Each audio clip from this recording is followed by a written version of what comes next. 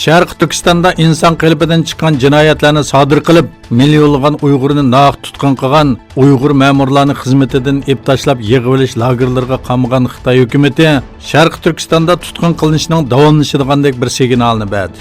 Eng yangi uchurlarga asoslanganda Sharq Turkistondagi Xitoy partkomining sekretari Chin Changu 13-oktyabr ochgan bir yig'inda atalmish qora kuchlarga qarshi kurashning natijalari haqidagi bir dokladda rayonda Xitoy hukumatiga qarshi har xil kuchlarni yiltizdan qo'mirish irodasi bilan kuchlik va jonli holatda davomlashganligi ta'kidlangan.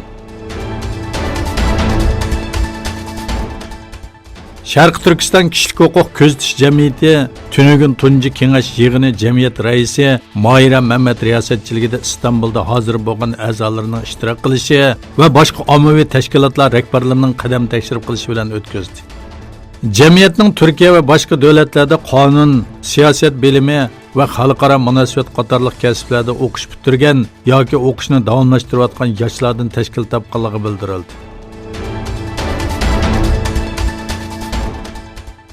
Xitoy iqtisodiy Amerika bilan bo'lgan savdo urushi va davlat ichidagi ehtiyojning ozishi sababli 3-faslda 30 yildan buyongi eng tuvan o'sish saviyasiga tushdi. Xitoy iqtisodining ish nisbati mo'ljaldagidan ko'p tuvanlab 6% ga tushib qoldi. Davlat ichi ishlab chiqarish umumiy miqdori 2-faslda 6.2% ga tushib qolgan edi. 3-faslning sonliq ma'lumotlari e'lon qilingandan keyin Osiyo paycheki bozorida tushish ko'rildi.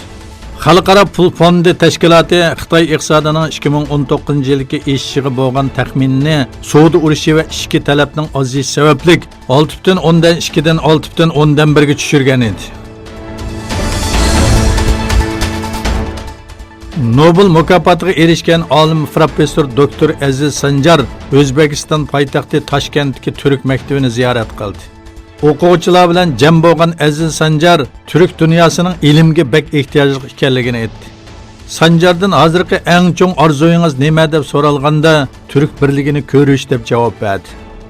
U turk dunyosining bilimga bek ehtiyojli ekanligini ta'kidlab, turk dunyosining Angliya, Germaniya, Yaponiya va Amerika bilan raqobatga tusha olishi uchun bilimga ahamiyat berish kerakligini aytdi. Amerika prezidenti Donald Trump Turkiya va Amerika orasida Suriya masalasida hosil qilgan kelishim haqida Rais Erdo'g'an bilan telefonda ko'rishganligini bildirdi.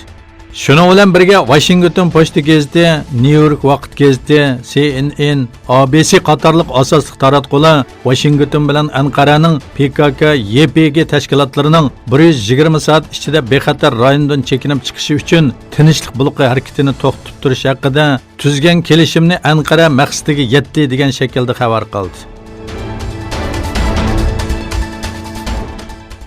Xitoyning Hong Kong alayida ma'mur rayonida necha oydan buyon islohot talabi bilan ilib berilayotgan namoyishlar davomlashmoqda. Gerçi hukumat bu oyning 5da maska taqishni cheklash qonunini yo'l qo'ygan bo'lsa-mu, lekin nurg'un namoyishchilar yana maska taqib faoliyatga qatnashdi. Janubiy Xitoy Sahar gazetining xabar qilishicha, Hong Kong soqchi doiralari yakshanba kuni ep berish planlagan maska cheklamasiga qarshi namoyishga ruxsat qilmagandan keyin minglagan kishi bu cheklamaga qarshi namoyish qilish uchun maska taqib ko'chalarga chiqdi. Ba'zi namoyishchilar namoyish jarayonida karton filmlardagi obrazlarning maskalarini taqib norozilik bildirdi.